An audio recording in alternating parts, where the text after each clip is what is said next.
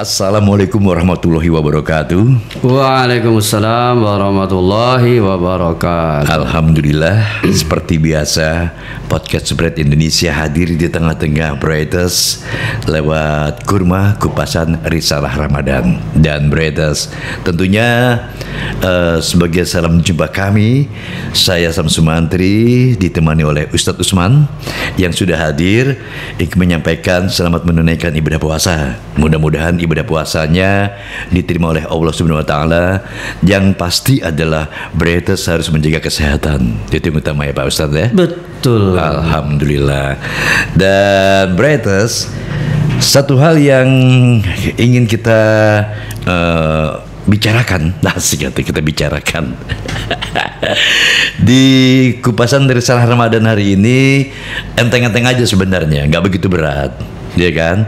Karena apa? Karena ini menyangkut diri pribadi seseorang, tentu saya juga dong ya. Ada satu gambaran, kadang-kadang seseorang itu suka katakanlah gini, seseorang dia menilai orang itu sombong, ya kan? Kesombongan dari orang itu terlihat daripada sebuah sikap yang mana kalau berbicara tidak mau mengalah gitu ya, maunya menang sendiri. Dalam hal-hal yang lain pun juga sama, kan seperti itu. Ini dalam kategori sombong ringan atau berat? Yang berat kayak gimana, ringan kayak gimana? Nah ini deh, Pak Ustadz yang akan menjawab. Oke, Pak Ustadz, saya percaya Pak. Yang ringan kayak gimana Pak kira-kira Pak? Terima kasih Mas Sam. Alhamdulillah, syukran kasir. Bismillahirrahmanirrahim. Alhamdulillah wassalatu wassalamu ala Rasulillah wa ba'du. Pertanyaannya berat juga ya. Ya, itu dia. Karena saya belum mengalami nimbang. Oh, nimbang. Yang tadi pertanyakan ini ya, sombongnya berat apa ringan gitu ya. Kan perlu ditimbang gitu. Kiloannya nggak punya. Jadi yang kita bicarakan tentang sombong. Sombong. Ada angkuh ya. Sedikit angkuh. Oh, angkuh. Dalam syariat agama Islam, istilah sombong itu biasa disebut dengan takabur. Oh, takabur. Dan ini kayaknya udah dipakai ya. Di istilah di Indonesia takabur nih orang. Takabur loh. Wah, udah dipakai. Itu aslinya takabur. Kan asal katanya dari kabir. Kabir itu kan besar. Iya. Jadi takabur itu secara harfiahnya kan merasa besar. Oh. Merasa tinggi. Iya, merasa tinggi, merasa hebat aja. Nah, sekarang Rasulullah Shallallahu Alaihi Wasallam ini takabur ini hampir sama dengan gibah. Persamaannya adalah Rasul sendiri langsung memberikan definisi, memberikan pengertian. Di takabur Rasul menjelaskannya, takabur adalah batrul haq wa ghamtun nas. Takabur itu menolak kebenaran, meremehkan manusia. Nah, hadis ini kan singkat ya, singkat padat. Lalu oleh para ulama tasawuf, ulama yang menggeluti bidang akhlak dan kajian penyakit hati, ada diperpanjang definisinya. Secara singkatnya bahasa Indonesia gini: memandang diri lebih dari orang lain, memandang remeh kepada yang lain. Nah, itu yang disebut dengan sombong. Jadi ketika ada perasaan diri lebih dari orang lain plus bersamaan ya, bersamaan memandang remeh yang lain. Nah, ketika kalau itu terjadi di orang tua, dia berkata nggak mau ngalah. Misalnya. Ya.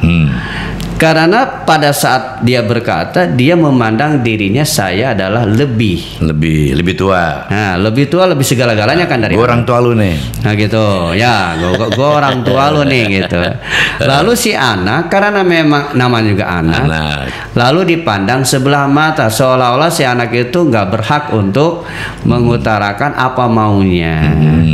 Itu contoh sederhananya kalau di lingkungan keluarga. Gitu. Kemudian kita bisa aja nanti contoh-contoh yang lain banyak gitu. Iya. Seperti di perusahaan, di kantor-kantor, di pegawai kepegawaian, di mana kalau misalkan ada rapat, ada diskusi, ada pimpinan yang merasa gua kan pimpinan di sini. Gue berkuasa di sini. Gue berkuasa. Jadi apapun putusan dan usulan dari bawahan, sorry, nggak bakalan diterima gitu. Bagaimana gua? Nah, itu kan memandang dirinya dia lebih dari yang lain dan langsung sekaligus menganggap rendah, remeh yang bawahannya itu gitu. Nah, itu batasan dari takabur itu sendiri. Nah, contohnya takabur itu jangankan di masa-masa Nabi ya. Iya. Ini yang takabur di masa Nabi itu orang kafir nggak beriman. Salah satu penyebab fatalnya adalah sikap takabur. Di mana seolah-olah gini, yang ngajak itu siapa sih? Contoh umpama Kang Nabi Muhammad SAW. Nah, itu memandang remeh kepada Nabi. Tuh. Kemudian jauh sebelum Nabi, bahkan sebelum bumi dihuni manusia, ini lebih hebat lagi. Penghuninya penghuni sorga. Malaikat dan setan itu jin. Betul. Kemudian datang perintah Allah karena Allah sudah menciptakan Nabi Adam. Semua penghuni itu, malaikat dan jin itu, setan, iblis disuruh sujud, suruh hormat. Kemudian semuanya sujud kecuali iblis. Gitu. Dia nggak sudi itu, Pak. Nah, diusut kan,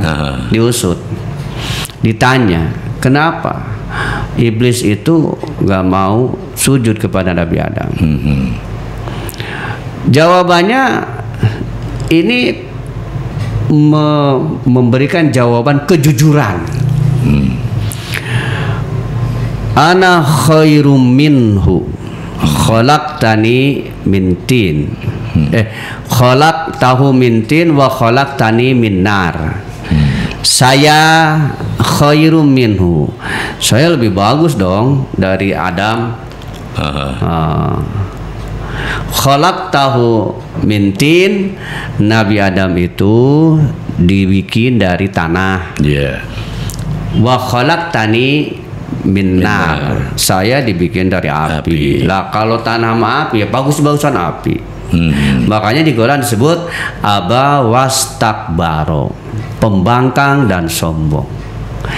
Kesombongan pertama makhluk Allah, kesombongan yang dilakukan iblis. Di situ, persis seperti definisi Nabi, sombong itu kan menolak kebenaran, meremehkan yang lain. Terus ulama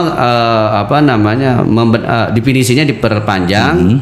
Sombong itu merasa melebihi kelebihan daripada orang, sekaligus meremehkan.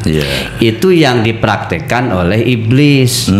Gitu. Dia memandang dirinya lebih dari Adam. Sekaligus meremehkan Adam. Kalau ditambah dengan definisi Nabi, menolak kebenaran, apa yang diperintahkan oleh Allah untuk sujud.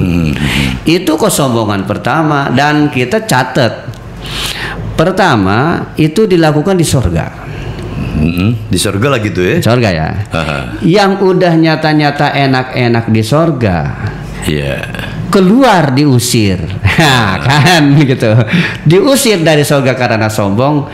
Gimana kita yang belum ke surga? Katanya pengen masuk surga, balik kesombongan yang melebihi iblis gitu. Dilempar ke neraka. Berarti kesombongan itu termasuk salah satu dari rasa hawa nafsu yang ada dalam diri, atau memang itu sifatnya sesat atau bagaimana?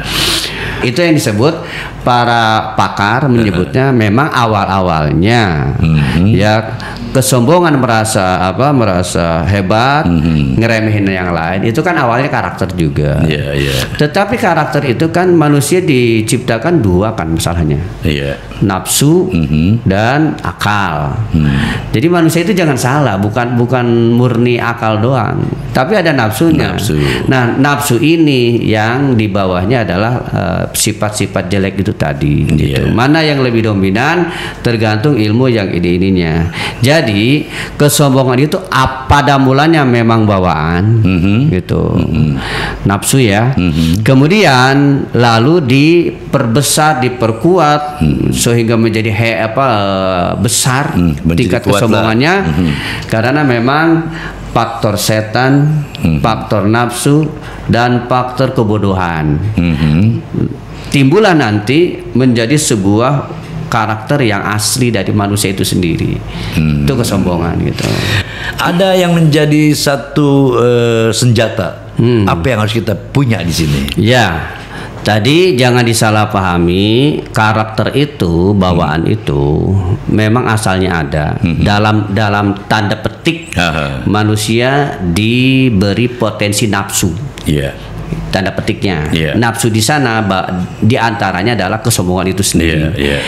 Nah, itu bukan berarti melekat selama-lamanya. Bisa saja semakin orang memiliki kiat-kiat tertentu untuk menghilangkan penyakit itu, bisa saja nanti lama-kelamaan hilang. Nah, kalau kita bicara kiat, kan kita harus tahu itu kan termasuk bagian dari penyakit hati ya. Yang namanya penyakit kan pencegahan dan pengobatan. Betul.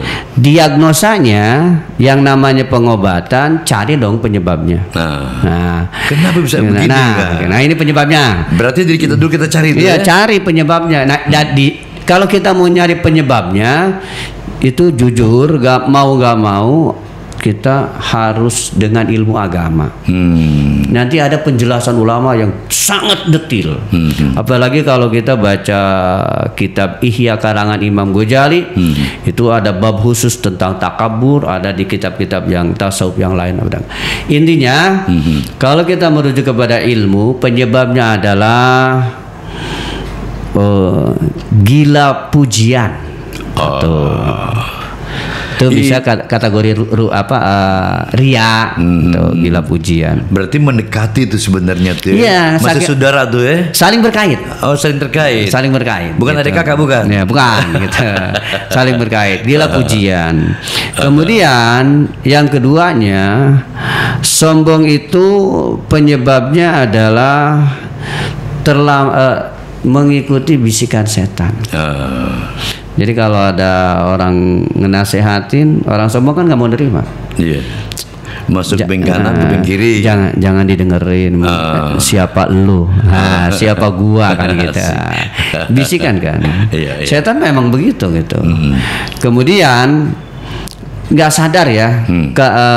Penyebab yang ketiga, kurangnya wawasan tentang bahaya dari sombong itu sendiri. Dan sebetulnya banyak kita kadang-kadang mentertawakan diri sendiri. Kita kan sombong sama orang umpama. Dan yang sombong sendiri sebetulnya nggak mau disombongin sama orang kan. Nah itu kadang-kadang begitu. Dia sendiri disombongin sama orang kan nggak mau. Sementara dia lakukan gitu. Aneh kan jadinya. Gitu. Gitu. Itu bahayanya. Bahayanya kalau dalam riwayat yang lain ya. Kalau tadi kan cerita setan dari surga malah diusir. Karena punya sikap sombong. Gimana kita yang belum mendapatkan surga gitu ya. Pasti di stop malah bukan diusir gitu. Nah, memang hadis Nabi mengatakan la yadkhulul jannah man kana fi qalbihi dzarratun misqala dzarratin min kibir. Tidak akan masuk surga orang yang dalam hatinya memiliki setitik aja. Ini kalimatnya setitik miskol zarroh. Zarroh itu kalau ukuran terkecil kan atom. Jadi hanya seberat itu ada terdetik sifat sombong. Nah, terdetik sifat sombong itu menyebabkan tidak masuk surga. Itu baru yang potensi di hati, potensi sombong. Bagaimana kalau potensi itu sudah menjelma jadi karakter? Itu lebih parah. Kemudian diterjemahkan oleh sikap gitu ya, sikap kita itu, gitu kan. Apalagi itu udah jadi karakter namanya kan, udah jadi perilaku gitu.